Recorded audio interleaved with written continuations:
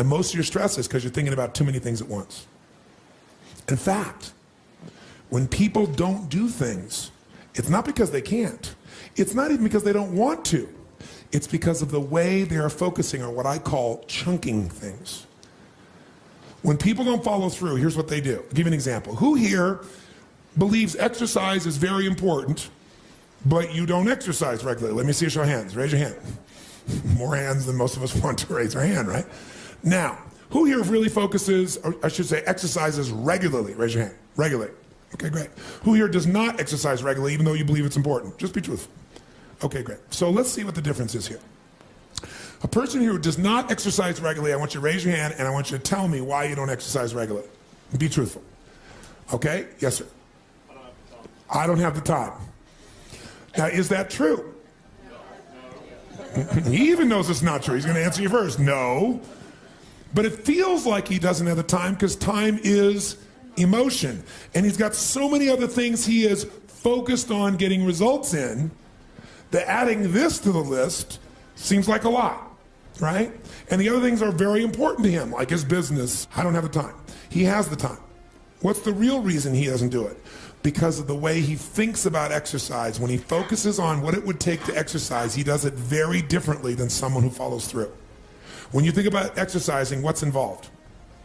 At the moment, about mile 14 of the London Marathon. Quite painful. Okay, he starts thinking about, I got to get to mile 14 of the London Marathon, and that even the thought of trying to get to the 14th mile, much less the 25th mile, is like beyond my imagination right now.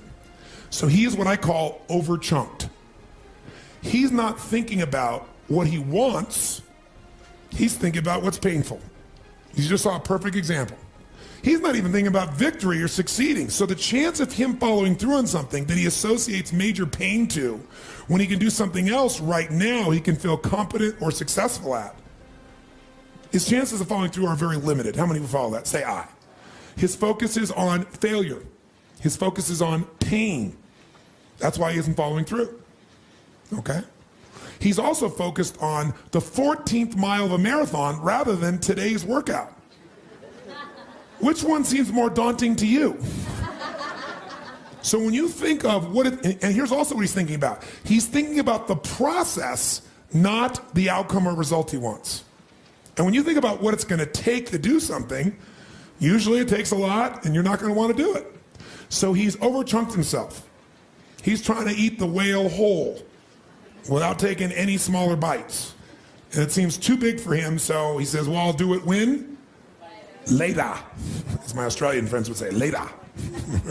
Right? And of course, the problem with doing it tomorrow is when you get to tomorrow, tomorrow is today, and tomorrow never comes. So, and you keep promising yourself. By the way, what does this do to you emotionally when you keep breaking your own promises with yourself? Or you keep failing to do things that you know are important? Does it increase your level of certainty and confidence? No. What it does is it erodes it. And when you erode confidence in one area, believe it or not, it affects the other areas too. Do you believe me on that? Don't believe me. What about your own life experience? Maybe not one area, but it starts to be multiple areas. It sure does.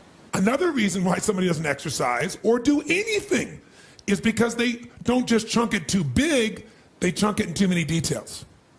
I'll give you a perfect example.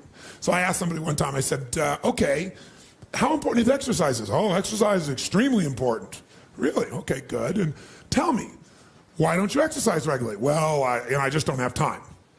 Okay, everybody gives that answer. That sounds wonderful. So tell me though, don't tell me about how much time you don't have. Tell me this.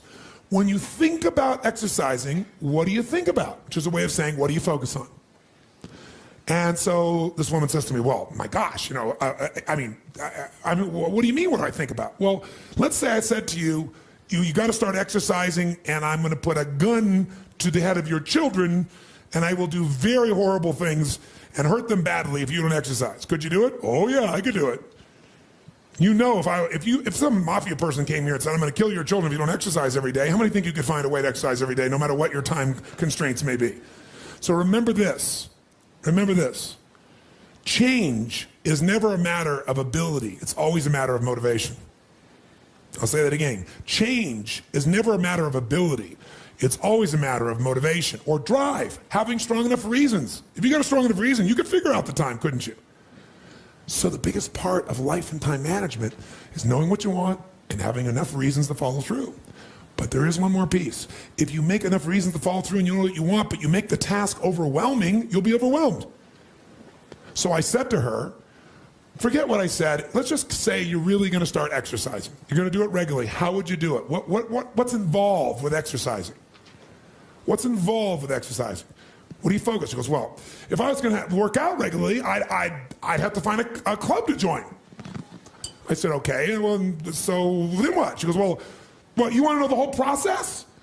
Yes, tell me the whole process of what it would take to exercise. She goes, oh my God, I'd have to get on the web and search for like all the exercise places around my home.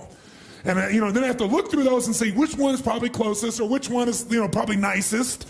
And I don't really know, so I probably have to search on the web and like read about each of them and get a sense and see the pictures of the place. But of course, it's never the way they really show it to you. They always show you the best pictures. It's not really that nice. So then I have to get in my car and I got to find these places. So I have to Google the location and look it up. And then I drive there. And a lot of times the instructions are wrong on Google. So sure enough, I get the place that's not even the right place. And then I have to call the place on my cell phone.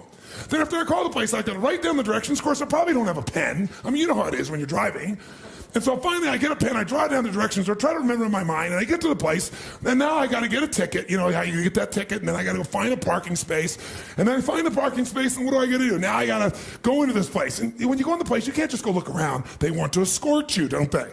Some salesperson wants to escort me, so I got to go with the salesperson. They walk me around, they show me the locker room, and they show me this, and they show me that, and they show me all this stuff.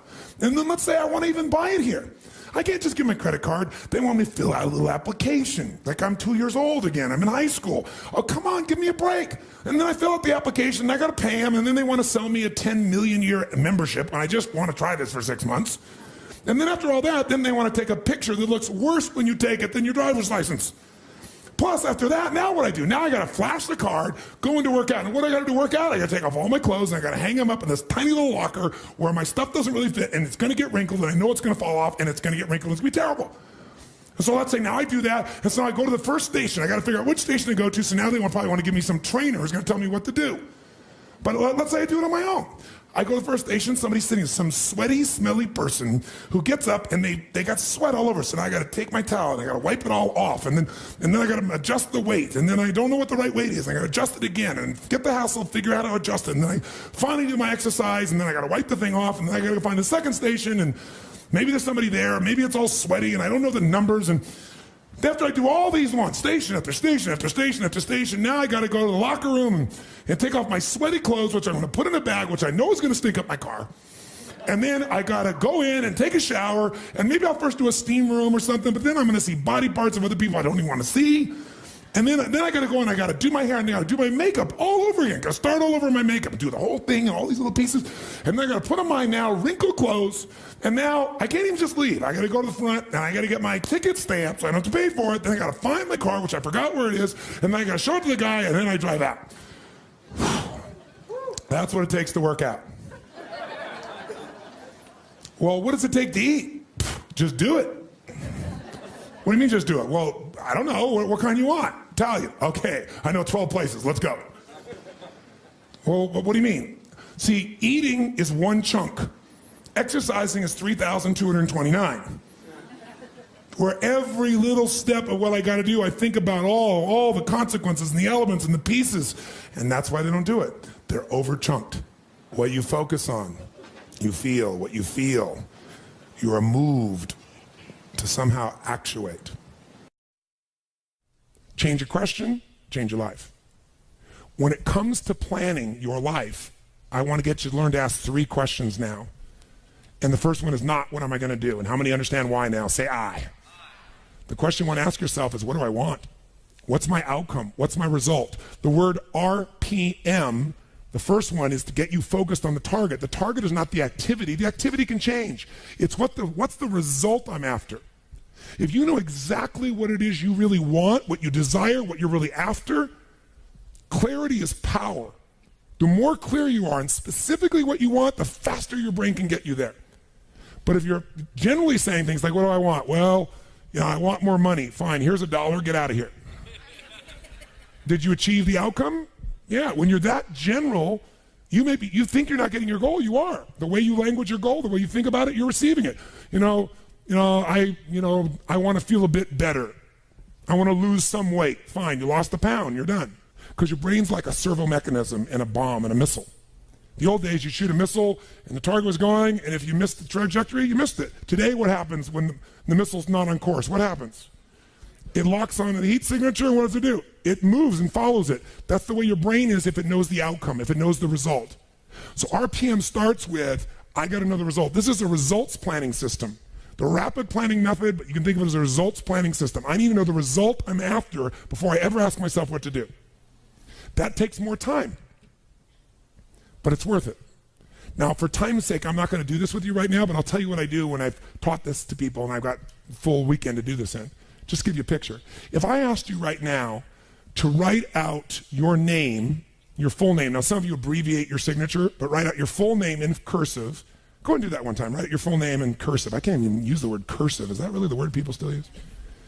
It means in handwriting, I guess, but in cursive. Just write it out full name, because you can do this later on. Now, if I had you get with a partner, and you can try this later if you want. I'm just going to tell you because I don't want to take the time because we have such limited time today. And I have your partner say to you with a stopwatch here, okay, ready? And I go, go. And you write it out. And you tell me when you're done. I go, stop. And I write down how long that was. So let's say you wrote out your signature and it took 5 seconds. And then I say, ready? Write it out. Ready? Go. You tell me when you're done. Stop. And I write down 5 seconds. I have to do that 10 times. You'll find in the beginning, you'll be, let's say, 6 seconds. I'm making it up. Everybody's signature is different. And you probably might get down to as little as 5 seconds. If you have like an iPhone, you could do it as a digital stopwatch. You could see the milliseconds. Then I say to you, I want you guys to write every other letter in cursive. In other words, you're going to write half as many letters. How long do you think it would take to do it?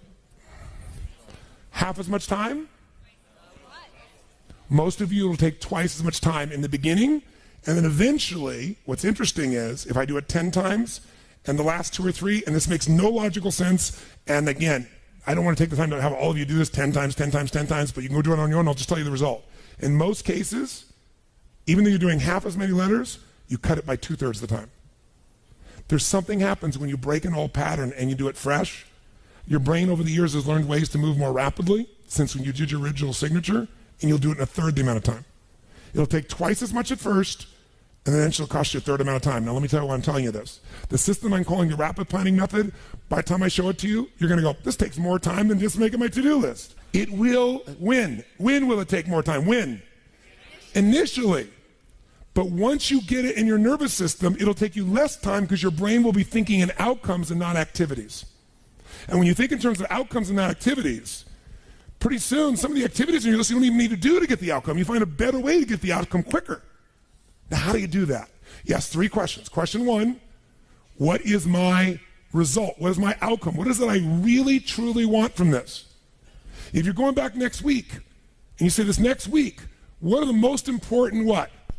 Outcomes for me to get this week in my business? And you just write those outcomes out, not your action items, the outcomes. If you do that and nothing else, you'll be ahead of the game. And if you just keep looking at those outcomes every day, how am I doing on that outcome? Your brain will come up with ways to get to that outcome. I promise you. Focus on outcomes, not on activities. Action for most people, activities, most people may mistake movement for achievement. They mistake action items and to-dos for achievement. We're after the achievement. Are you with me on this? Yes or no? Yes. It's a different way of thinking, and I think all of you inherently have it. But if you make this ritualized, just like the things you've learned this week, they're all great, but if you don't systematize them, they'll work when you do them. But if you systematize them, right, and you see like Mr. Hallman here, where he goes in and just does it and makes sure it's being done again, or what you've seen Chet do, or what I do. You just do it over and over again, you don't miss it. Now the results are geometric. So I want to get you to systematize the thinking, whether you do it visually the way I'm going to show you or not. So, first question. What's the result I'm after? What's the ultimate result? What do I want out of this week, out of this thing, out of my business, out of my life, for my body? And you want to be as what as possible when you describe that outcome, that result. As what? Clear. As clear and specific as possible. Generalities will confuse you. So it might take you longer than just writing down call so-and-so to think, if I'm calling my son, I'm going to call Jarek, or I'm going to call my brother.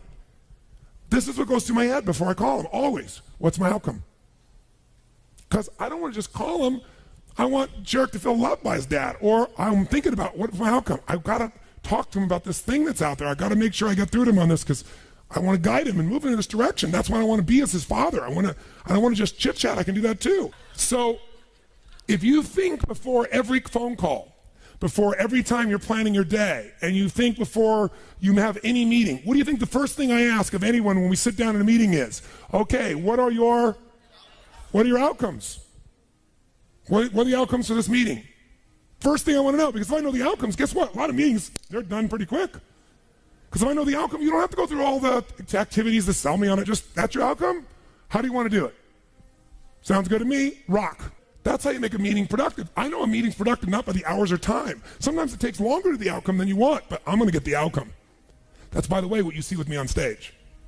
That's why my times vary. It's based on an outcome. I'm going to get that outcome. I don't give a damn whether it's the right time or not. I want to do it in that time, but I must deliver the outcome. How many get that?